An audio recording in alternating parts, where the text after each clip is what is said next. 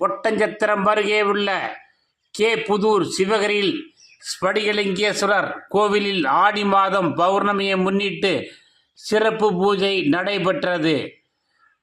திண்டுக்கல் மாவட்டம் ஒட்டஞ்சத்திரம் அருகே உள்ள கே புதூர் மலையடிவாரத்தில் சிவகிரியில் உள்ள ஸ்படிகலிங்கேஸ்வரர் கோவிலில் ஆனி மாதம் பௌர்ணமியை முன்னிட்டு ஸ்படிகத்தால் ஆன ஸ்படிகலிங்கேஸ்வரருக்கு பால், பழம், பன்னீர், சந்தனம் உள்ளிட்ட 16 வகையான அபிஷேகங்கள் நடத்தப்பட்டு மகா தீபாராதனை காட்டப்பட்டது. இதைத் தொடர்ந்து பக்தர்களுக்கு பிரசாதம் மற்றும் அன்னதானம் வழங்கப்பட்டது.